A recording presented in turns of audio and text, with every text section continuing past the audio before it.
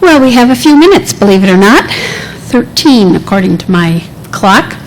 And we could ask, I'll ask now for questions at large for the panel. All 6 of them. Are there any lingering questions that you guys have? I have a few. Since there were so many questions, and as a good moderator, you ought to have a question or two, I had some. So are there questions that you all have for any member of the panel or about standards that are going to be affecting publishers in general? So as you can tell, this is a really rapidly moving landscape, and one of the questions I have for Greg is how fast do you think open access is going to move into the publishing community?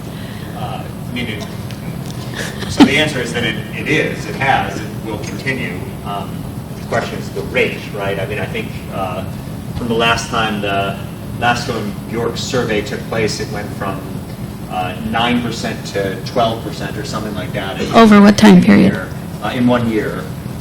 Some of that is arbitrary. I actually was doing some work for a client just this week trying to look at the growth, and you sort of tend to triangulate based on different data sources, and it's imprecise. So how many articles are published in a given year?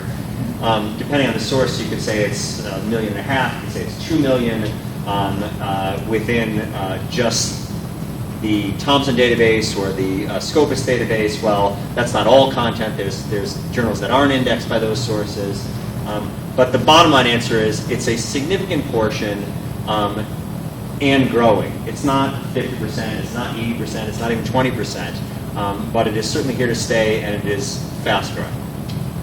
And were those calculated based on new articles that were published? Yeah, so in that year, in that year, articles that were either so articles that either were published in open access journals or were articles that had a hybrid option, and the author took that hybrid option. Okay, so Bill, is there a primer course or a crash course online somewhere that people can take in EPUB 3? Well, I would say that if you go to idpf.org/EPUB30. Can you repeat that? The specs are surprisingly readable, but it depends on how technical you are, whether you're intimidated by that or not.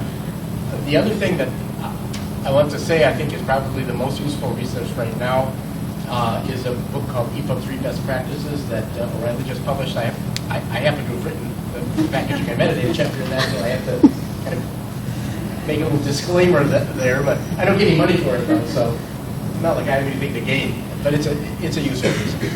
But no, I don't know of any. The combination of the IDPF and O'Reilly really are the best resources.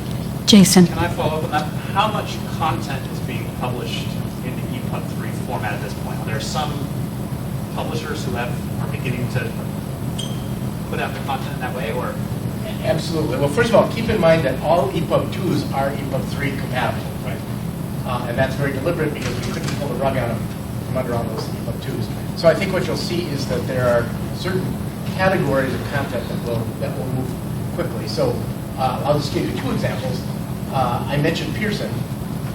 Now, obviously, not all their content is now in EPUB 3, but basically everything they do going forward will be EPUB 3.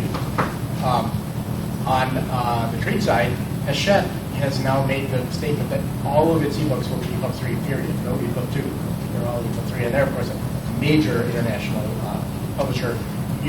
We're familiar with them from trade publishing in the U.S., but actually in France and in the UK, they have a lot of educational content and other content. So that's a pretty major commitment. So publishers, I will also say that a lot of publishers that I work with, they're all implementing EPUB 3. Whether they're actually delivering the books yet as EPUB 3, oftentimes they do in fact deliver them as EPUB 2s because they're delivering to the existing reading system environment. But virtually all of them are gearing up so that they've got EPUB 3. So, Jason, I had read a little conjecture from some people of the Amazon group that were talking about these Amazon temporary use plans. Do you think those will replace libraries? You have to tell me more about them. temporary use plans. The idea is that you could borrow a book from Amazon for 30 days, a lending library. Right. I think the answer I would give is that certainly libraries are to some extent in danger of disintermediation in the ebook world by the direct-to-consumer model that is common in iTunes and Amazon and elsewhere. I think that's one of the reasons that the libraries really want to own the content, because then they feel like there is an economy of scale and that can make a difference. But to some extent, libraries are already under threat from just Amazon delivery of books to professors' offices in 2 days, and whether it makes sense to try and wait however long they might have to wait to get into the library instead.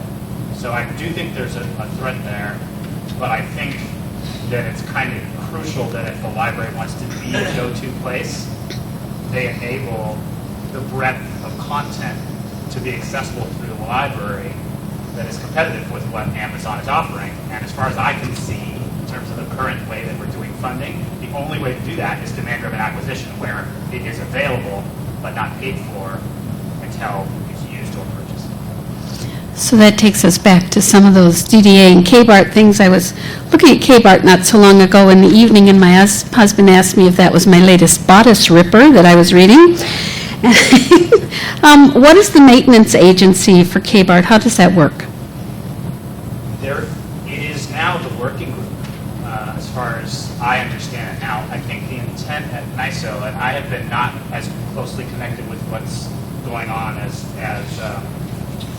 I have been in the past, but I think my understanding is that after phase 2, the intent is to transform it into a standing group, and I don't know if those are the right terms, but that's my understanding of what will happen. But right now, the maintenance is, any work that's done relative to KBART is done by working group members or chairs. Is that So they're willing to move to a maintenance, what we call a maintenance agency standard I think so. status? Does anyone else know for sure? That's my understanding, is that the intent is to at least examine that at this point, because it's Okay. clear that the working group has not been making as much progress with actually developing the best practice, because it's been busy trying to go out and talk to publishers and go back and forth with files and do those things. So that's why my ears perked up when we're talking about EPUB's team that is, I remember that basically is going out and testing to see whether EPUB content that's produced that's said to be EPUB 3 compliant really is. That's the kind of thing that we need someone to do, and we don't have anyone to do. So I think, I'm guessing NISO will be evaluating that, and I believe that's the intent, rather than to do a phase 3, is to look seriously at shifting towards more of the maintenance phase, I guess. That's the best of it.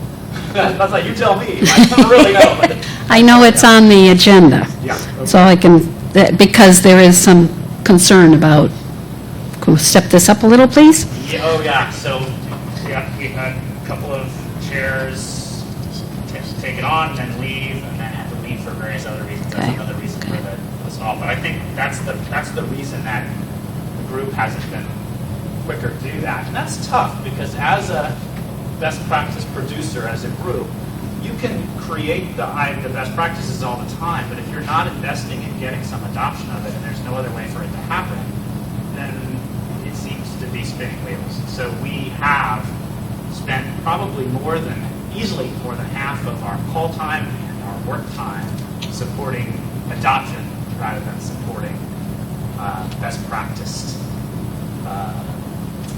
improvement. And Okay. so I think that's where the stall is, and the question is, where are we going to go from here? Okay. All right, and then the last question, I have my little card here, is for Rachel. Between authors and libraries and the A&I services, since you have the fields and you have the best practices, and it was really just formally approved and announced, last week or the week before? I mean, it wasn't, it's fairly recent, the supplemental materials thing. What's your estimate or prediction as a group on what the uptake will be? How soon do you think people will be implementing, and how many? How many Yeah. people will be implementing? Oh my goodness. Well, I think think actually it has been a fairly recent sort of release. And there were very interested parties that served on the working group itself. We haven't heard very specifics, though, about actual implementation. I think that from the library side of things, especially moving forward with the electronic-based content, they're hoping to have some of this in place. It's more long-term, like over the next couple of years, I think. Okay. But in terms of like short-term, yes, they're starting, end of this September. We haven't really heard anything strongly in that. Okay. So for those of you that can't quite hear that soft voice, Oh, sorry. she said there were a lot of people very interested in it that were on the committee and working hard at it, but she thinks it'll be a couple of years before it's strong uptake. Evan? Just a comment. I mean, what I think is coming out of all of this is connections, how all of these things are connected, and there are good things happening. So the JATS Steering Committee on our current agenda is support for the Supplemental Materials Initiative. That's on our list, and we've already got the submissions and so on, and we're going to be documenting that. That's a good example of where the communications has taken place. And then there have been other cases where it hasn't been quite as lively, the communications, but it is getting there. At JATSCon last year, there was a presentation on converting JATS to EPUB, and someone was open sourcing a tool to do that, and things like that. And all of these pieces connect in different ways. The open access metadata, the Crossref, we've got something coming called LicenseRef, which connects all of that. And in the Chorus initiative, which you're going to hear at one of the keynotes here, that's an important part of that. We're being able to document the open access Yeah. terms and conditions. And I know the supplemental DTD is workable within JATS, so it's a complete We have to crosswalk. keep talking to each other. Which is why we have meetings like this. So, all right, I've got that it's 3:29 p.m. I would like to thank our speakers very, very much, and thank you all for your attention.